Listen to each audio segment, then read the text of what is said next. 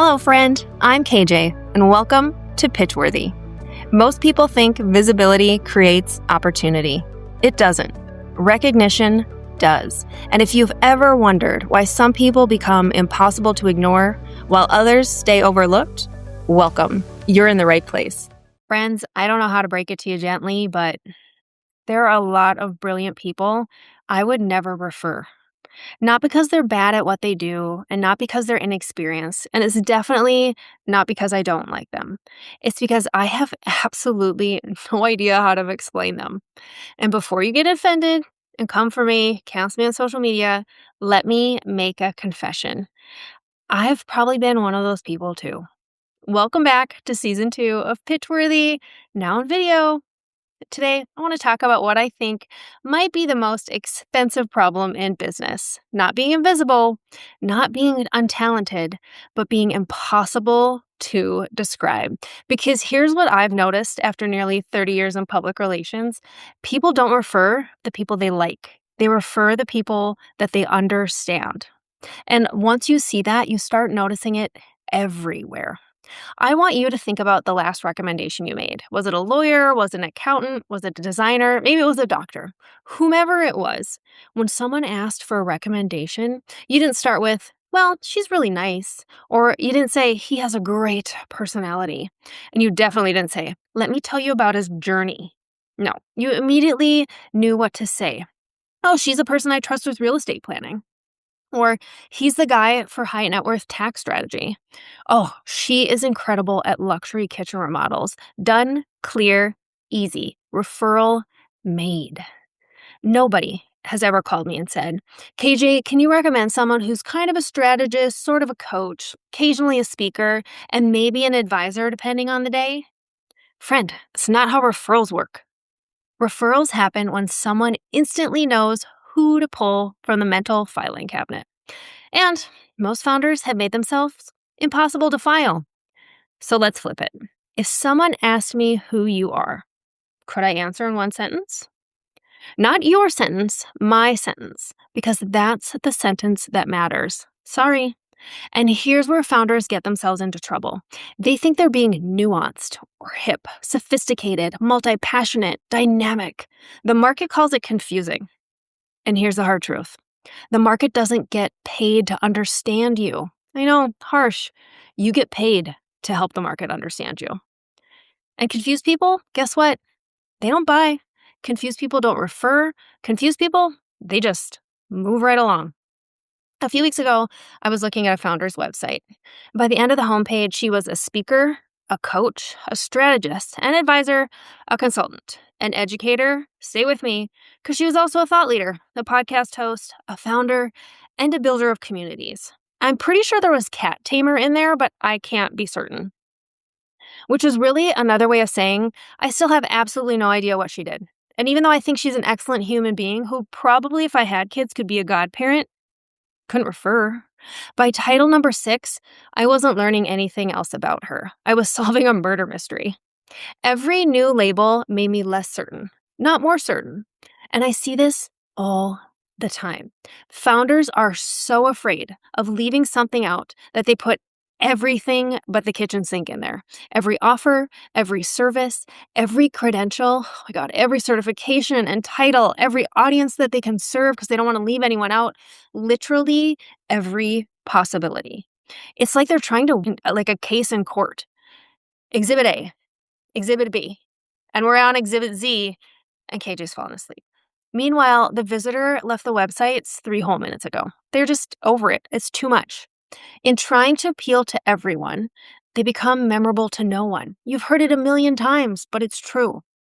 It's like introducing yourself at a party by listing every job you've had since college. Do you really care when you're hiring me to figure out how to position you? That I started out at Dairy Queen and can make a mean blizzard? Maybe if you need a snack, but other than that, probably not. Nobody knows where to put you. And here's the real problem. The human brain is a filing cabinet. Like I mentioned before, people are constantly deciding where they should place you. And if they can't figure out where you belong, they don't keep searching. They just move on.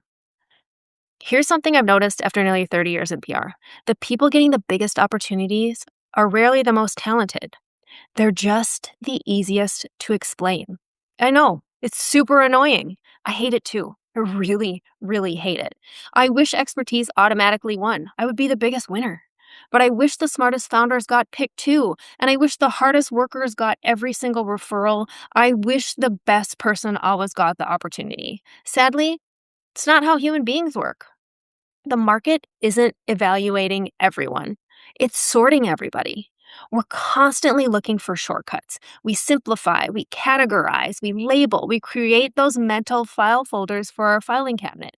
PR girl, marketing guy, leadership expert, interior designer, AI guru. The market is doing this whether you like it or not. It's assigning a new label every single day. And here's where founders get themselves into trouble. They spend years trying to avoid being put into a box.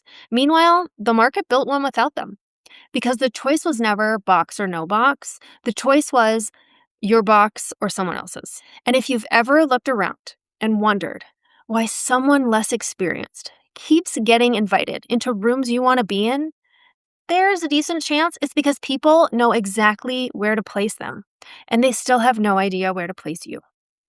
And before you start mentally assigning this episode to somebody else, I want to make it personal. Because why not? I want you to imagine something. Tomorrow morning, I call 10 people who know you. Yep, just dial them on up with my telephone. Clients, peers, friends, former colleagues, people who followed you on social media for years. And I ask one question, just one. What is she known for? Or what is he known for? Equal opportunity player here. Then I sit back and I listen. What happens next? Do I hear the same answer 10 times? Or do I hear 10 different versions of an answer? Because if I hear 10 different versions, we have a problem. And it's not a visibility problem, it's worse. It's a reputation problem. And reputation problems, friend, they're expensive. Like really expensive. They cost referrals, opportunities, introductions. They cost you trust and momentum. Most people never realize they're paying that bill, and most people never realize what it costs them. And here's the really uncomfortable part. The market doesn't care what you meant. The market responds to what it understood.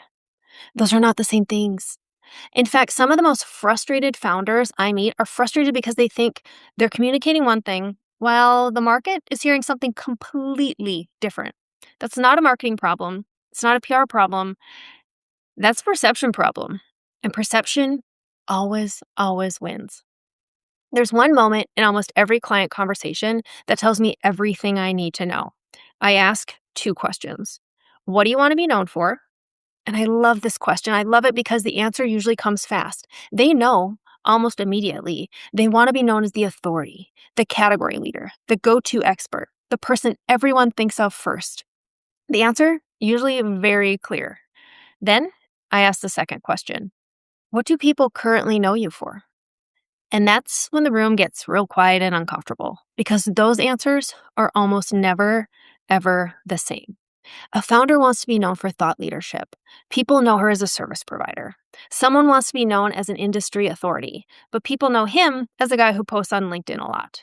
Someone wants to be known for innovation, but people know her for one offer she launched like 13 years ago. And that's the moment that usually everything clicks for people because most founders aren't suffering from a lack of visibility. They're suffering from a gap between what they're known for and what they want to be known for. That's what I call a recognition gap. And once you see it, you start seeing it everywhere. Founders trying to build authority with a reputation that's still stuck in an old chapter.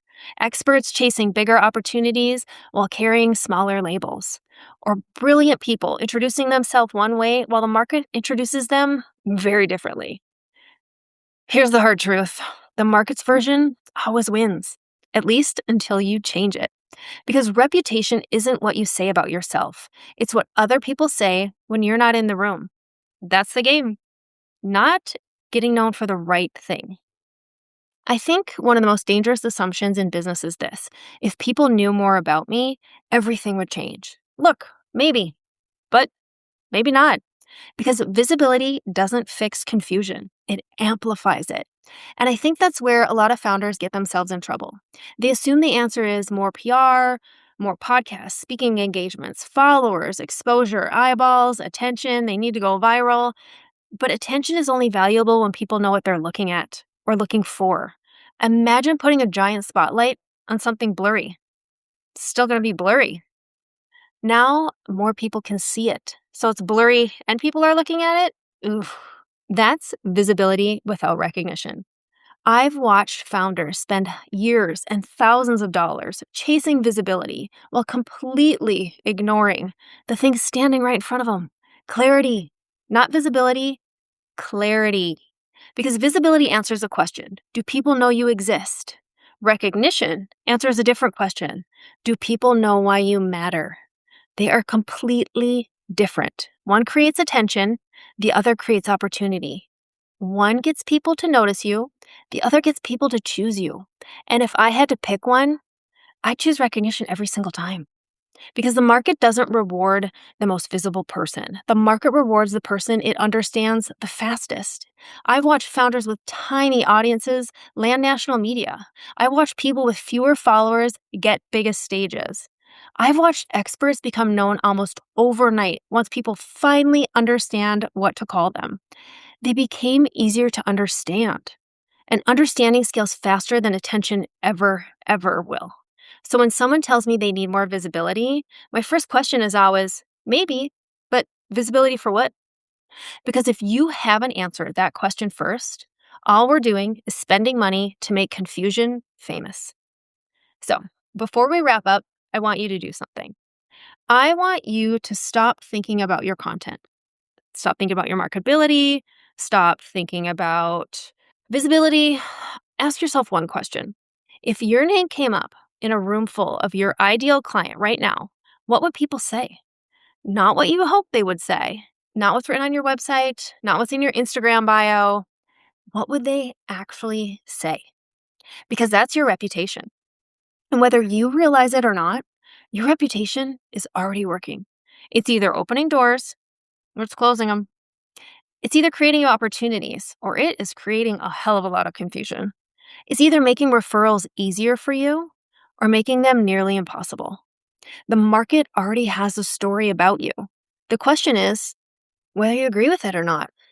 And if the answer is no, don't guess your way out of it.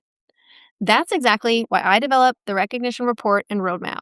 Together, we're going to diagnose how your market currently sees you, uncover the recognition gaps quietly costing you referrals, media, speaking opportunities, and clients, and build the strategy to become known for what actually matters. If you're ready to stop wondering why opportunities aren't matching your expertise, you can apply to work with me at hearsaypr.com. Because visibility gets you noticed, friend, but recognition is going to get you chosen every time. I'll see you next week.